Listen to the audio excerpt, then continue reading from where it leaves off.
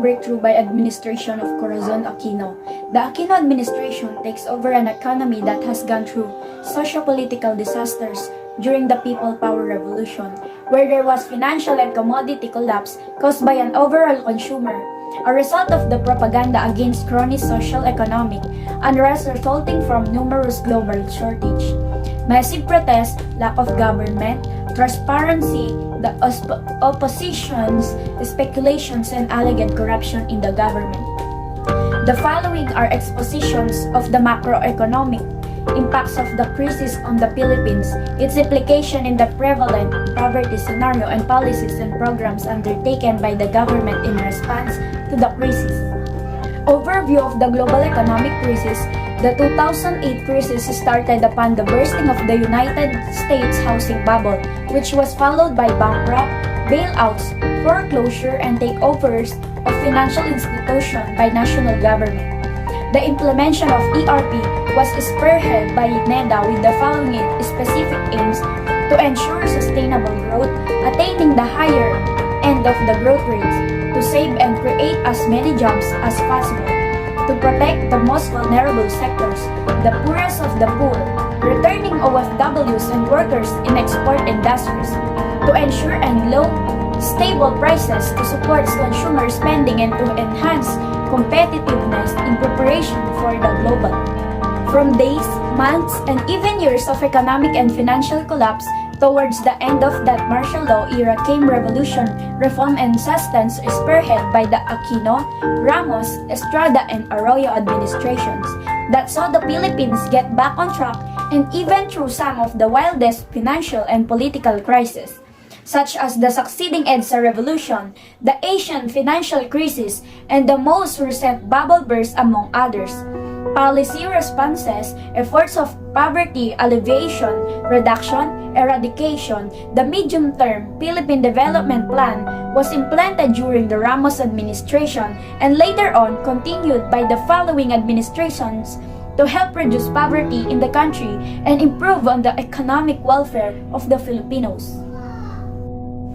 Therefore, apart from the enactment and establishment of the EVAT policy to address the worst fiscal deficit, the administration also pushed for regional development studies in order to address certain regional issues such as disparities in regional per capita income and the effects of commercial communities on rural growth, macroeconomic and the social protection programs to respond to the financial crisis.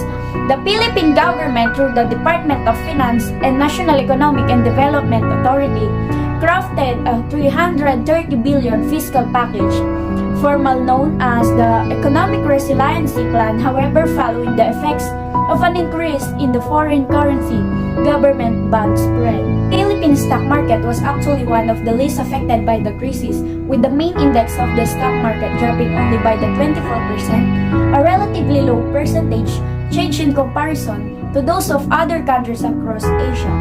Impacts on asset markets, financial sector, and real sector. The freeze in liquidity in US and European financial markets reversed capital flows to developing countries and included a rise in the price of risk, which entailed a drop in equity prices and exchange rate volatility later in 1988. United States law requiring foods using tropical oils to be labeled indicating saturated fat content had a negative impact on an already ailing industry and gave rise to protests from coconut growers that similar requirements were not levied on oils produced in temperate climates. Coping strategies financed close to 22% of the population, reduced their spending 11%, used their existing savings for consumption, 5% home assets, 2% sold assets, 36% borrowed money, and 5% defaulted on debts. PBB investments rate by Fitch Ratings on the first quarter of 2013 for the country was made because of a resilient economy by remittances growth despite the global economic crisis in the last 5 years, reforms by the VAT Reform Law of 2005, BSP Inflation Management, good governance, reforms under the Aquino administration. Towards the end of the administration, high inflation rates for rice and oil in 2008 started to plunge the country anew, and this led to another fiscal crisis, which actually came along with the major recession that the United States and the rest of the world were actually experiencing. As part of the administration's competition policy, the administration also advocated for the regulation of service industries to promote foreign investment and increase private sector participation. The trade reforms pushed by the administration were those that improve export growth and foreign trade through the abolishing of export taxes, the gradual liberalization of imports, and the imposition of an anti-export bias idea. Aside from the ratification of the 1987 Constitution would be the administration's pushing for a more open political framework where the administration somehow gave into the interests of new economic actors. The service sector also turned down as growth in the fourth quarter and first quarter of 2008 and 2009, respectively, was a meager growth of 2.1%, a far contrast from the 6.7% average from the previous 3 years. Other development policies the Marcos regime during the early to mid-70s focused primarily on improving the economy and the country's public image through major increases in government spending, particularly on infrastructure. Administration's Philippines 2000 platform. The administration gave more favor to privatization and targeted the proliferation of cartels and monopolies, especially in some key industries such as telecommunications. As for investment, the Arroyo administration would normally go through lots of trips to other countries in order to encourage foreign investments for the betterment of the Philippine economy and its development, fearing that a doomsday prophecy featuring the in 2002 might come to fruition. Perhaps due to the same sort of fiscal crisis, the administration pushed for the enactment of the 12% VAT and the IVA to increase tax revenue and address the large fiscal deficit. In addition, in 2007, an absolute poverty incident of 13.2%, higher than Indonesia's 7.7%, and Vietnam's 8.4% was recorded, illustrating the unequal distribution of wealth that inhibits growth and development for the Philippines. The post-EDSA macroeconomic history of the Philippines covers the period from 1986 to present time, and takes off from the acclaimed People Power Revolution in the EDSA Revolution of 1986 that brought democracy and development potential back to the country that was once in the perils of the martial law era. Apart from government expenditure, of primary concern was the weak revenues generated by the government, with the fiscal deficit reaching 111.8 billion in the first quarter of 2009 as compared to 25.8 billion in the same period of the previous year. Aside from this, it was also during his administration that allowed for the escape of the Philippine economy from recession during the Asian financial crisis, unlike its Asian neighbors like Thailand, South Korea, and Indonesia.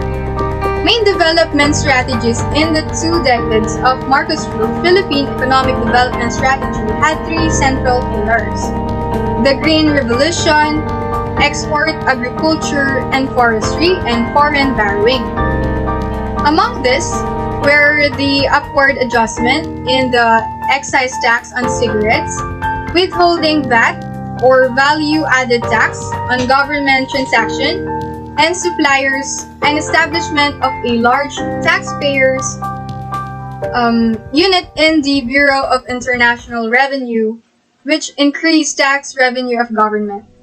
As the economic crisis intensified, especially after the 1983 assassination of opposition leader Benigno Aquino, the IMF transformed itself from doubting parents to vengeful God and forced a wrenching process of economic stabilization that induced severe recession. Main characteristic distinguishing the Marcos years from other periods of our history has been the trend towards the concentration of power in the hands of the government, and the use of the governmental functions of dispense economic privileges to some small factors in the private sector. Due to the sudden collapse of confidence and credit ratings from international financial institutions, the Philippine government had difficulty borrowing new capital to cut the increasing budget deficit. Much of it payments to interest from debt. The confidence generated by the administration among local and international players and analyzed resulted from wide-ranging reforms rooted primarily in a sound macroeconomic and investor-friendly regime as well as global competitiveness. And this lag, which became very apparent at the end of the Marcos regime, can be attributed to the failures of economic management that was brought upon by state-run monopolists, mismanaged exchange rates, imprudent monetary policy, and debt management, all underpinned by rampant corruption and cronyism. Perhaps some of the most important policies and breakthroughs of the administration are the capital account liberalization and the subsequent commitments to free trade associations such as APEC, AFTA, GATT, and WTO. Remarkably, the economic grew by 6.59 in 2012, same year the Supreme Court Chief Justice Renato Corona was impeached for a failed disclosure of statements of assets, liabilities, and network of CELN, coherent to the anti-corruption campaign of the administration. Most of the immediate efforts of the Aquino administration is directed in reforming the image of the country and paying off all debts, including those that some governments were ready to write up as possible. This was according to the Bangko Sentral ng Pilipinas, which reported Tuesday that the Philippines, which enjoys growing foreign exchange reserves, has made available about $251.5 million through the IMF to finance the assistance program, the Financial Transaction Plan, for crisis-stricken countries. And microeconomic impacts of the crisis, the Philippines was affected by the crisis in a decline in three aspects: exports, remittances from overseas Filipino workers, and foreign direct investments. Poverty and income distribution, income quality grew during the era of martial law, as the richest 60% of the nation were able to contribute only 92.5% of the income in 1918, up from 25% in 1970. The administration is also characterized by the scheduling and management of international debts, on exhibition perhaps of the fact that other external entities also sympathize with what happened to the Philippines and also allowed the Philippines to get back on track before anything else. He sanctioned the formation of the Legislative Executive Development Advisory Council, which served as a forum for consensus building on the parts of the executive and the legislative branches on important bills on economic policy reforms measures. Revolutions, liberal ideas, and reforms aided the country towards robust growth, and crucial policies were conceptualized, developed, and enacted by the presidents and the advisors who supported them. However, because of the large deficit incurred by the central bank due to the bailouts and assumptions of debts from bankrupt firms, the measure had relatively no effect on the overall deficit that the government had by the end of 1986. As if the pro-poor rhetoric, promises, and drama were not really appealing enough, the administration also had midnight cabinets composed of drinking bodies influencing the decision of the daytime cabinet. Poverty and social impacts on household and communities. An increasing number of Filipino workers became frustrated due to unemployment and low standards of living in the country.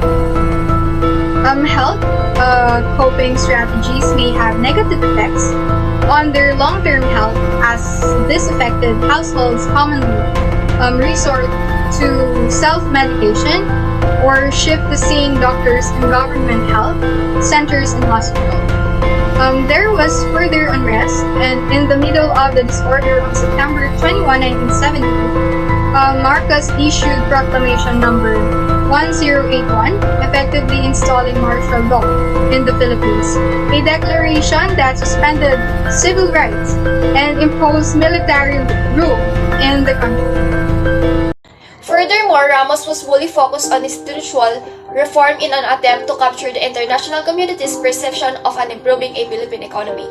With the agenda of increasing global competitiveness, the criticism of the Marcos regime was more obvious than the criticism of either the pre-1972 period or the post-1986 years, since the regime had more centralized control over state's apparatus and enjoyed much longer tenure in office. Chronic capitalists were businessmen who took the corridors of the presidency, and by virtue of this proximity to Marcos, drove policy making, and by doing so were able to control specific sectors of the economy. That was mandatory in handling the reforms prior to the weak state of the economy inherited. Regional responses, the network of East Asian think tanks proposed the establishment of the Asia Investment Infrastructure Fund to prioritize the funding of infrastructure projects in the region to support suffering industries. Leftists held rallies to express their frustration to the government distrustedness, culminating in the first quarter. Conceptualize and reinforce the Local Government Code of 1991, which increased the autonomy and development of local government units through decentralization.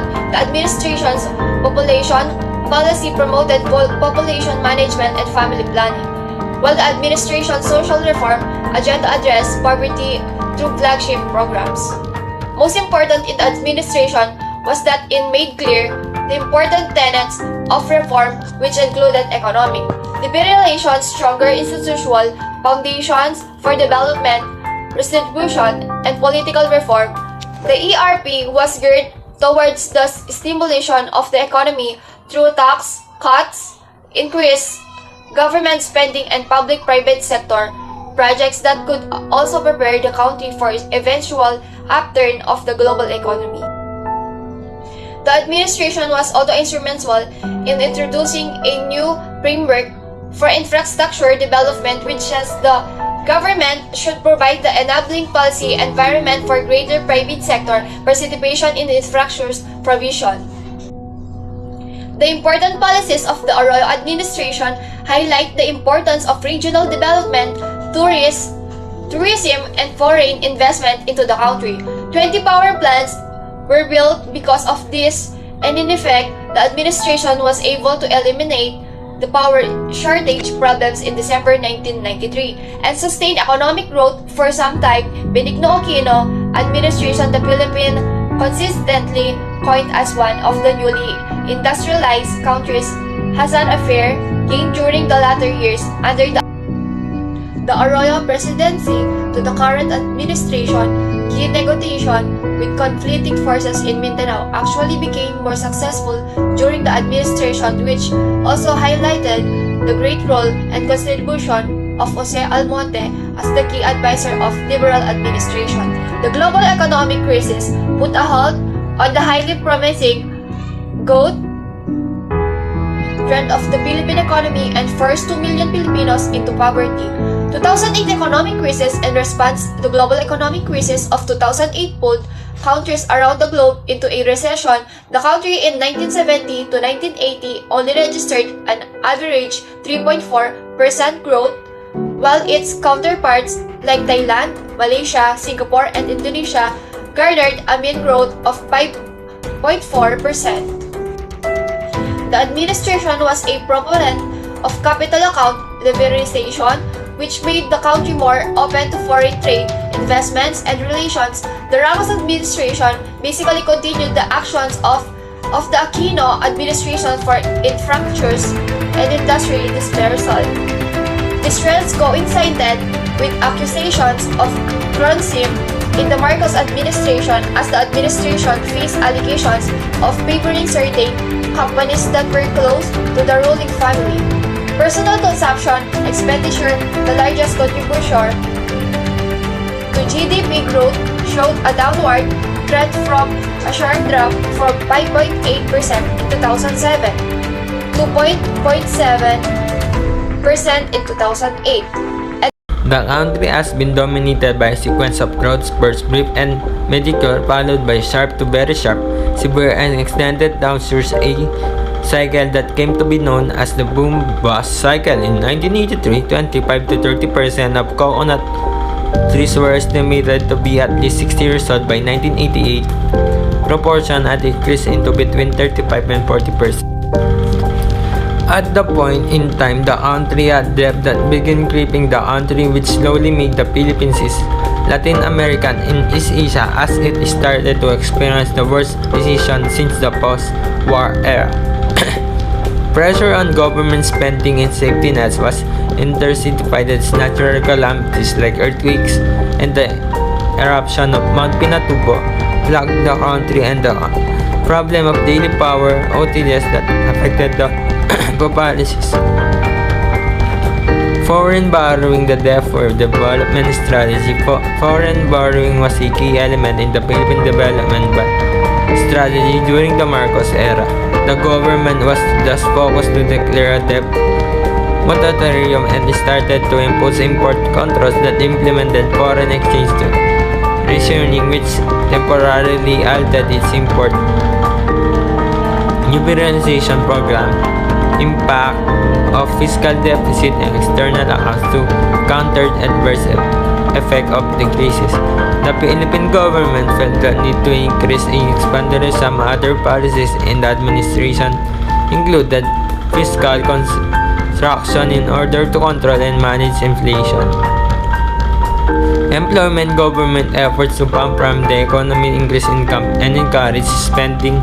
Unemployment and underemployment grew. The central bank was later forced to start a new program issuing central bank bills at more than 50% interest rate, which more likely contributed to inflation in 1984 and 1985. According to them, the government also employed measures to reduce overall government expenditure deficits. In 1973, the martial law regime merged on all coconut-related government operations within a single agency, the Philippines Coconut Authority.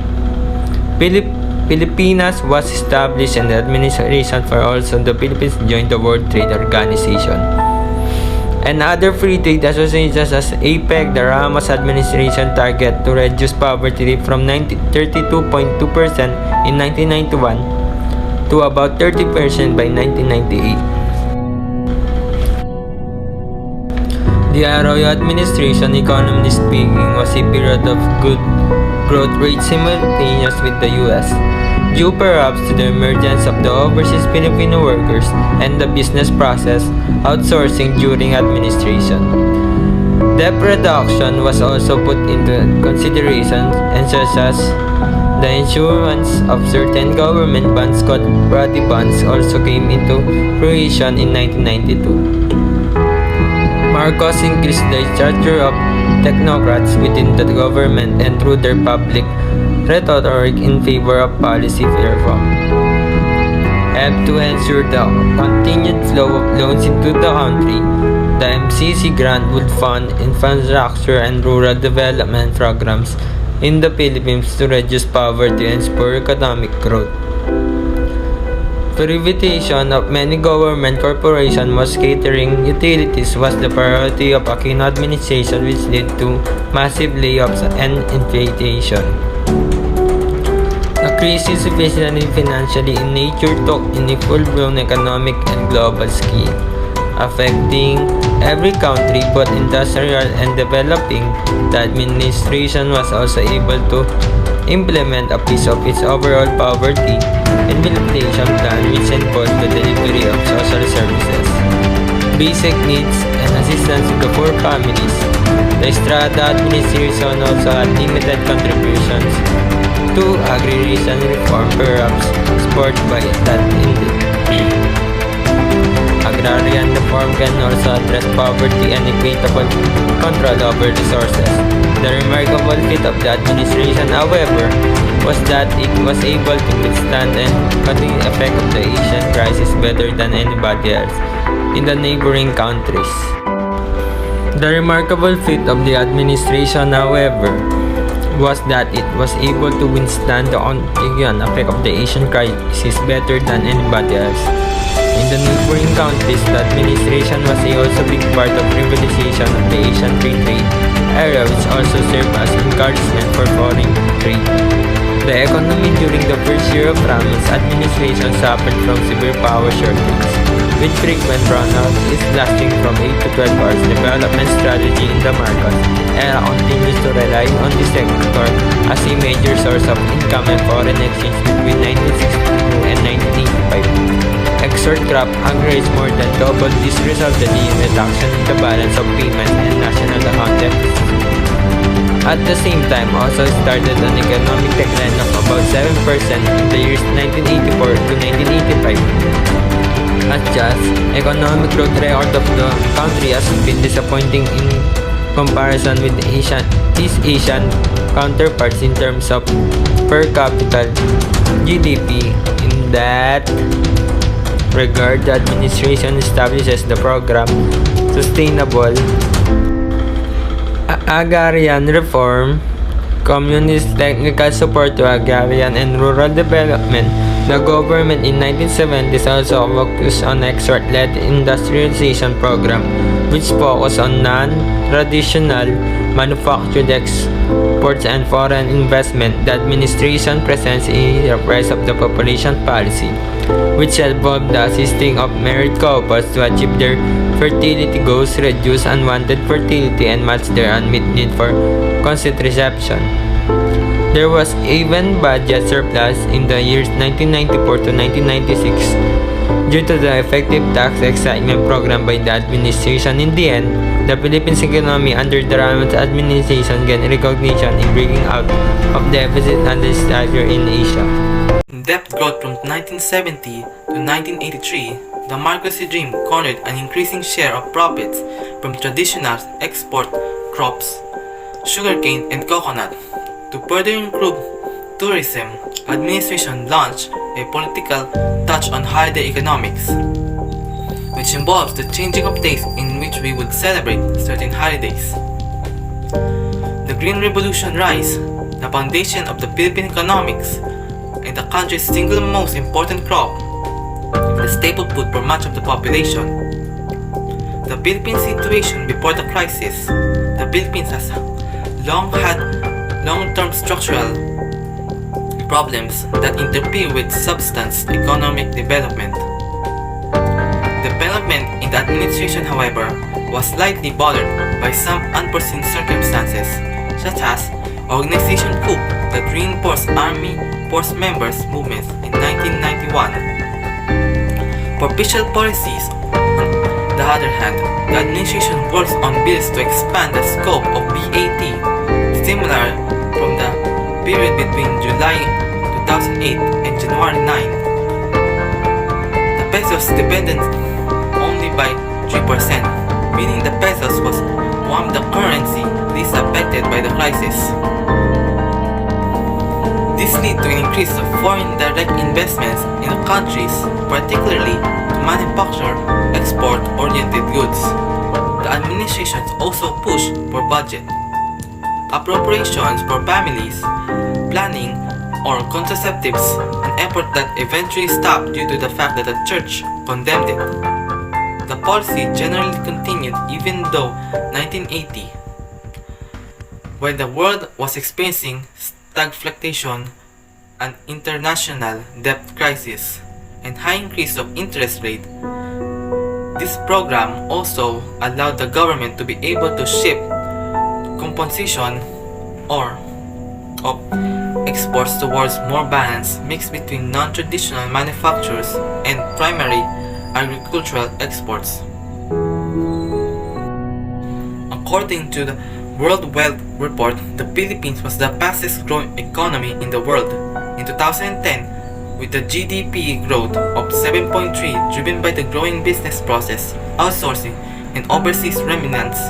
Average income per capita rose by 2% in 2008 and 2007, whereas poverty incidence dropped from 33.0% in 2006 to 31.8% in 2007 to 28.1% in 2001. With this, the pesos became more competitive, confidence in the investors was gradually regained, positive movements in terms of trade were realized, and regional growth gradually strengthened. Due, however, to the support of local leaders and majority of the household representative, political stability was restored and threats to administrations were quelled and subdued. The country marked slip to 3.6 in 2011 and emphasized on export and government spent less in infrastructure. Meanwhile, sector flow in external accounts declined and led to a net outflow of $78 million in 2009, a sharp turn away from net inflow of $57 million in 2008. These aggressive moves were seen by the critics as a means of legitimizing martial law by purposely enhancing the chances of the countries in global market. At the same time, mills not owned by the cocoa farmers, that is Cocoa Fed members, or entities it controlled through the PCA were declined subsidy payment to compensate for the price control on cocoa-based consumer products. Unemployment rate increased from 5.2 to 0.9% from 2007-8 to 1983, while employment was a problem. The latter tripled in the same time period from 10.2 to 29%. Marcos and his cronies used access to the political machinery to accumulate wealth, and like the majority of the families of pre-martial law here, had little loyalty to the nation. Greenhouse Revolution brought temporary relief from the impasse, allowing the country to achieve substantial rice yield increase via shift to new seed fertilizer technology. Despite all this controversy, the administration still has meaningful and profound policies to upload. In addition to economic theory, tell us the consumers in general and the poor consumers in particular benefit from the increased output and resulting prices. This prompted the Philippine economy to plunge into continuous devaluation and very risky ventures resulting in property bust and negative growth rate. This minimal effect on the stock market and Philippine pesos was attributed to the recovery access of price across the Asian Pacific region in 2009 as foreign portfolio investments surged. However, despite the aggressive borrowings and spending policies, the Philippines lag behind the Southern Asian counterpart in GDP growth rate per capita. The primary rationale was borrowed money would speed the growth of the Philippine economy, improving the well-being of the present and future generations of the Philippines. In declaration of martial law, Marcos promised to save the country from an oligarchy that would appropriate from self all power and bounty. Soon afterwards, the political instability affiliated the country and economic anew with Abu Saudi territory intensified more.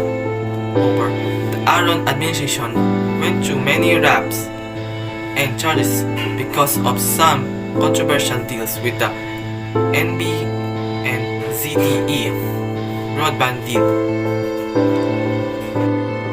Decline in the growth rate of personal consumptions and expenditures. The fixed investments occurs in 2008. The Philippines contributed more than $125 million as of the end of 2011 to the pool of money disturbed by the international monetary funds to help address the financial crisis confounding economies in Europe.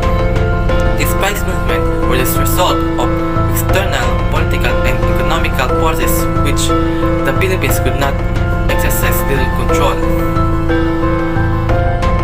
Private business and firms seeing these actions by the government felt bullish and also engaged in aggressive investment and spending patterns. In 2004, however, fiscal deficit grew and grew as tax collection fell, perhaps due to rampant and wide-scale tax avoidance and tax evasion incidents. By early 1980, it was reported in Philippine press that the United Coconut Oil Mills, a PCA-owned firm and its president, Cojuangco, controlled 80% of the Philippine oil milling capacity. Devaluation and deregulation of foreign exchange brought windfall profits to agro-exporters and were widely seen a political triumph for its main traditional exports. But while he did in the name selected oligarchs, most threatening to this regime was a new oligarchy of Marcos and his relatives and cronies, which achieved dominance within many economic sectors. This was aimed at attracting inflows of foreign currency due to the higher domestic interest rate and to lower deficit and aggregate demand. By June 1998, it was reported by the government that it had only managed to accomplish 57%, a figure still far from the planned total 10-year target from the original timetable for land distribution. Heavily dependent on electronic and semiconductor exports, the Philippines saw a downward trend in its export earnings as countries in demand of these exports entered recession. Those employed in the coconut industry tended to be less educated and older than the average person in the rural labor force and earn lower than average incomes. Maintenance of high levels of loan-to-deposit ratio, together with the decline of the ratio of the non-performing loans to total loans, kept profitability of local banking generally high despite the crisis.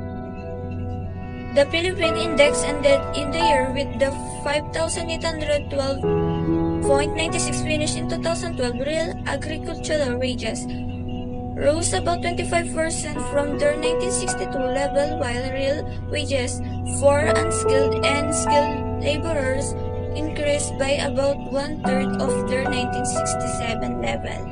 External debt, magnitude and composition between 1963 and 1986, the external debt of the Philippines grew from the $355 million to $28.3 billion, despite suffering the least in terms of the stock exchange and financial markets among fast Asian countries. The Philippines lag in tax receipts in comparison to other nations.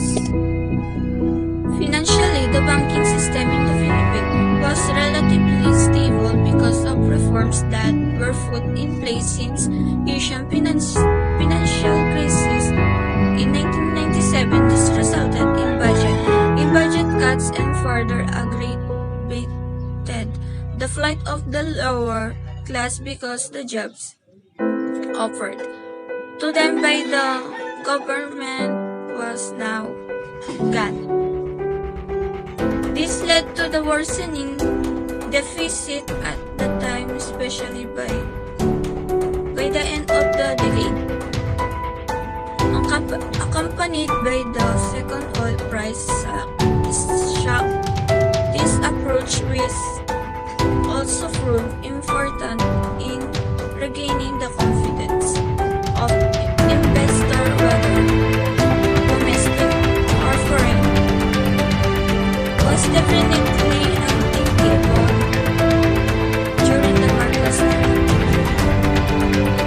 The PCA was empowered to collect a levy of 0.55 pesos per 100 kilograms on the sale of copra to be used to stabilize the domestic price of coconut-based consumer goods, particularly cooking oil, as in 1974, coconut planters led by the Coconut Producers Federation, an organization of large planters, took control of the PCA governing board. Minister of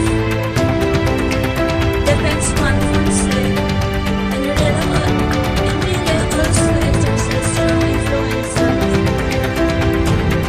over the industry as chairman of both the United Coconut Planters Bank and United Coconut Oil Mills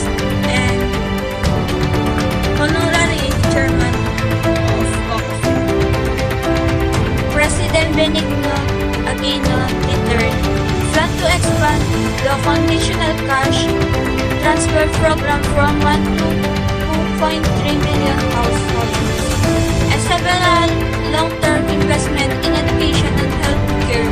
In 1975, the PCA acquired a bank, renamed the United Coconut Planters Bank, to service the needs of coconut farmers, and the PCA Director Eduardo Ojuangco, a business associate of Marcos, became its president. Export agriculture and forestry.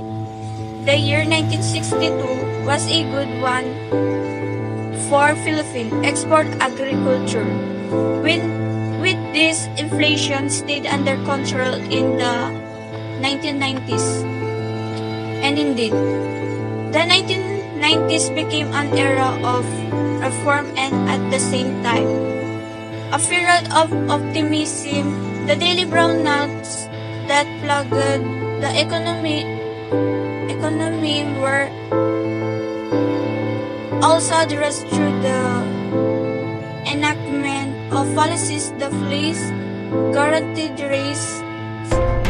The move, initially supported by most Filipinos and viewed by some critics as a change that would solve the massive corruption in the country,